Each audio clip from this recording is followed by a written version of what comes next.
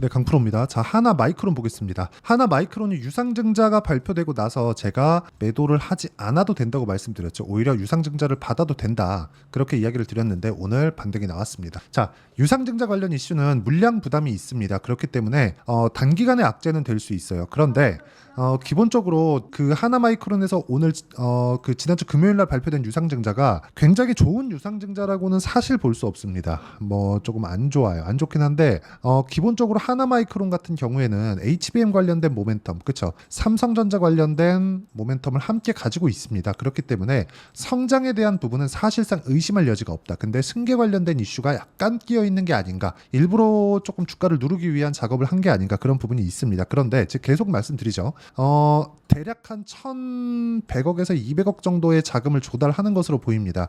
어저께 영상에도 그렇고 주말의 영상에도 그렇고 제가 하나마이크론은 절대 매도하면 안 된다. 뭐 물론 오늘 5% 반등 나와서 제가 그 이야기를 드리는 게 아니라 주말부터 계속해서 이야기를 드렸죠. 그랬는데 오늘 어쨌든 5% 반등이 나왔고, 이 구간에서 우리가 봐야 되는 내용은 유상증자 관련된 악재는 이제 희석이 됐고, 무엇보다 제가 이렇게 말씀드렸단 말이죠.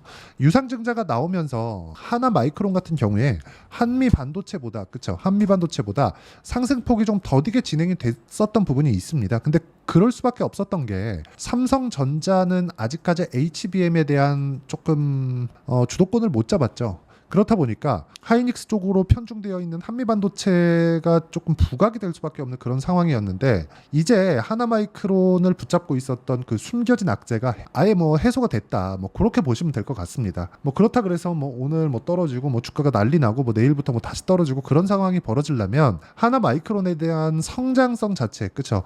HBM이나 반도체 관련된 성장성부터 문제시 삼아야 되는데, 자, 이렇게 보시면 됩니다. 여기 이 내용을 보셔야 되는데, 공시 내용을 보면요, 설비 투자, 그쵸? 시설 투자에 대한 내용이 있습니다, 실제로. 근데 지금 삼성전자도 HBM 관련된 쪽으로 계속해서 집중을 하고 있습니다. 자, 그런데 삼성전자 쪽으로 패키징 장비를 납품하는 하나마이크론 같은 경우에는, 자, 시설 투자, 그쵸? 시설 자금으로 거의 한 700억 정도가 들어갑니다. 그러면 증자한 물량의 거의 한 70% 정도 되는 자금이 시설 투자 쪽으로 들어가기 때문에 아주 나쁜 유상증자라고는 볼 수 없다. 물론 물량 부담에 대한 부분이나 이 밑에 붙어 있는 내용 있죠.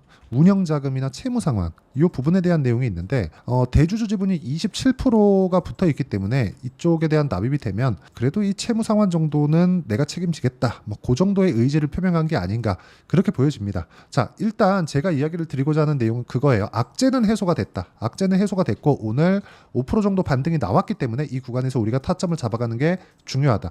저도 하나마이크론을 오늘 안 샀습니다. 자, 이제 내일이면 수요일이고 아마 이번 주 중에는 올라가는 구간에 맞춰서 제가 매수 구간을 한번 잡고, 기본적으로 이 단기간에 폭락했었던, 그쵸? 어저께 한 15% 정도 빠졌잖아요. 이 15% 정도 빠지면서 여기 이평선이 다시 역배열로 전환이 됐습니다. 그렇기 때문에 올라가는 과정에서 62평의 저항을 받는 건 약간 조금 당연해졌다. 그렇죠? 당연해졌다. 그렇게 보시면 되는데, 이 구간이 오히려 물량을 모아가는 그런 상황으로 만들어야 된다는 겁니다. 그리고 제가 이렇게 말씀을 드리는 이유는 고가부터 떨어지기는 했지만 이 구간이 뭐예요? 신고가 이후에, 그렇죠? 신고가 이후에 떨어지고 있는 그런 상황이기 때문에 만약에 제가 지금 이야기하는 그 추세에 대한 부분이 다 틀렸다고 하더라도 기본적으로 쌍봉을 만드는 그런 움직임은 나옵니다. 그렇죠? HLB 같지 않아요. 그래서 뭐 하한가로 떨어지거나 그런 상황은 절대 발생하지 않습니다. 만약에 기간에 대한 문제가 발생한다, 뭐 보유하는 기간이 조금씩 길어지거나 그런 상황이 발생한다, 그러면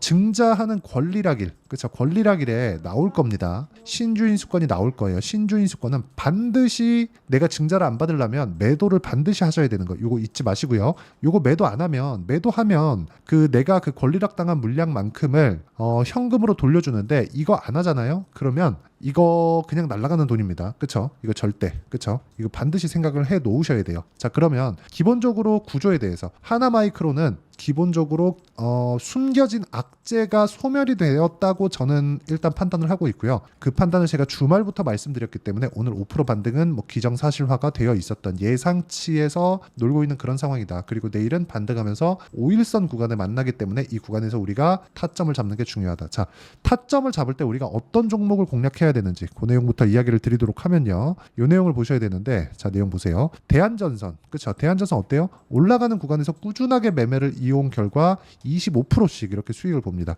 실제 보유한 기간이 2주를 넘기지 않고 있어요. 이런 상황을 제가 어떻게 만든다? 가격이 먼저 반영하는 신고가 구간에 이해가 되어 있기 때문에 이런 상황을 꾸준하게 만들어 미래 가치를 반영하는 가격에 대한 부분을 이해하고 타점을 잡을 수 있다는 겁니다.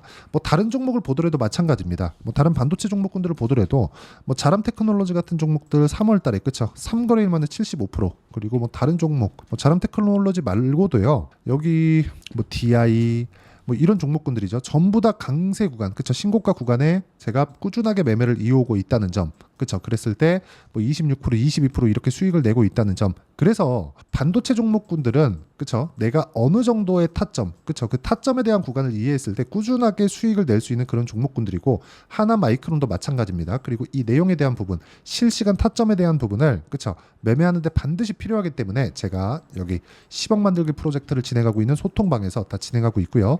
오늘 같은 경우에도 그래요. VT, 성호전자 오늘 같은 경우에 시장이 조금 안 좋았습니다. 그리고 최근에 시장에 대한 뭐 폭락이 나오거나 그런 상황은 벌어지지 않아요. 엔비디아 실적이 나오더라도. 근데 종목이 위쪽으로 뻗어나가는 그런 시세가 아직까지 발생하고 있다는 점. 이런 부분이 조금 아쉽지만 이건 지나가는 문제다. 근데 오늘 같은 경우에도 어때요? 시장이 안 좋은데 VT, 그쵸? VT 같은 종목들 3% 정도 강세 구간에서 마감이 됐고요. 뭐 최근에 뭐 강세를 보였었던 뭐 전기 관련주들, 그쵸? 전기 관련주들도 여기 내용 보시면 어때요? 신고가 구간에 내가 그쵸? 3거래일 만에 35% 정도의 수익 구간을 만들어냈습니다. 그리고 이 내용에 대한 부분을 제가 여기 소통방에서 다 공유를 하고 있으니까 구독과 좋아요 눌러주시고요. 상단에 있는 전화번호로 구독 또는 10억이라고 문자 보내주시면 제가 소통방 입장 링크를 무료로 다 공유를 해드리도록 하겠습니다. 자, 제가 왜 신고가 구간에 공략을 하는지, 그쵸? 주식시장의 선반영 논리 때문이다. 그렇게 말씀을 드렸고요. 신고가 구간에 있는 종목군들을 어떻게 매매를 하고 있는지 그걸 가지고 이야기를 드렸는데 요 내용을 가지고 하나 마이크론을 딱 보면 우리가 이렇게 볼 수 있죠. 뒤집어서 봐야 된다.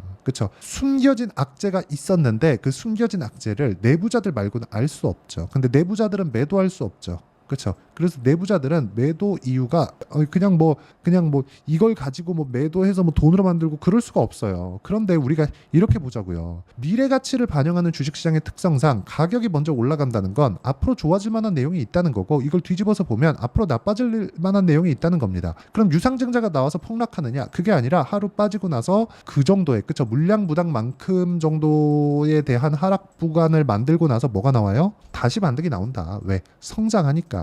그렇죠. 이게 가장 중요한 거예요. 단지 상승하는 과정에서 역배열로 바꿨기 때문에 그리고 장기 이평선을 돌파하는 과정에서 거래가 크게 터져야 되고요. 거래가 터지기 위해서는 삼성전자 그렇죠. 삼성전자의 강세 구간이 다시 나와야 되는데 삼성전자 같은 경우에는 지금 가격 자체 78,000원입니다. 지금 가격 자체가 너무 싸요. 너무 쌉니다. 이게 HBM을 납품을 만약에 못하게 되면 그렇죠. 시간이 또 지연돼요. 결국엔 하겠지만 시간이 지연되게 됐을 경우에 올라가는 상황이 늦게 나오는 거지 삼성전자가 망가지거나 무너지거나 그런 상황이 나오는 건 아닙니다. 그렇기 때문에 하나 마이크론은 상대적인 약세 구간에서 굳이 매도할 필요가 없고요. 그리고 그쵸 선반영된다 그랬죠. 이미 증자에 대한 부분은 반영이 다 됐다. 그리고 여기 1월 달이나 2월 달에 형성됐었던 저가 구간에서 그렇게 크게 차이가 나지 않는다는 점.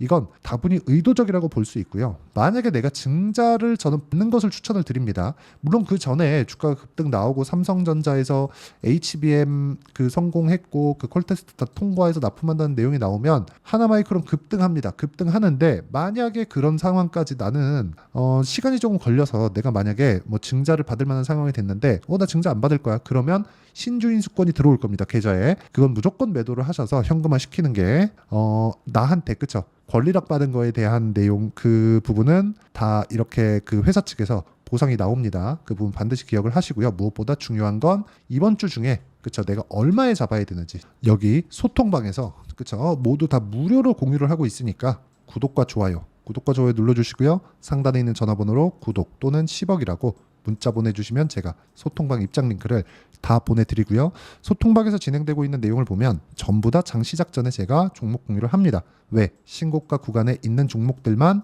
공략을 하기 때문에 그렇습니다. 그러면 이 내용에 맞춰서 매매를 하는 원리가 있겠죠. 그 원리에 대한 부분은 여기 하나마이크론의 가격과 단기 보유 전략. 단기는 2주입니다. 그렇죠. 어떤 상황이 나오더라도 2주 안에 내가 종목은 치고 나와야 됩니다. 손절을 했을 경우 치명적이지 않는 손실을 입어야 되고요. 수익을 봤을 경우 그렇죠.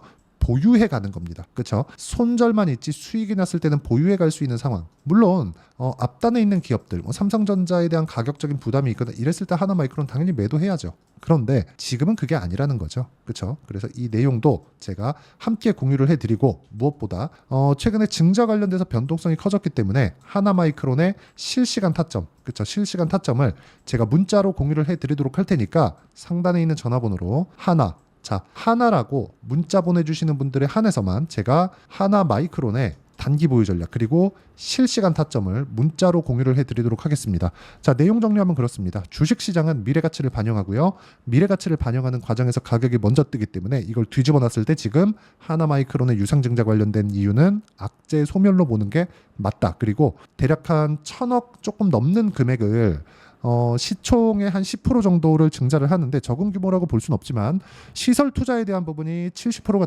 들어 있다는 점 그리고 대주주 물량이 27%가 있다는 점 이런 부분을 감안하면 굳이 나쁘게 볼 필요가 없고요. 그리고 증자 관련된 내용이 나왔기 때문에 이제는 악재 소멸로 받아들이셔도 되고 만약에 성장에 대한 근거가 없다면 하나마이크론은 지금이라도 매도해야 되는 게 맞지만 하이닉스 보세요. 삼성전자 보세요. 엔비디아 보세요. 난리도 아니죠. 그렇죠?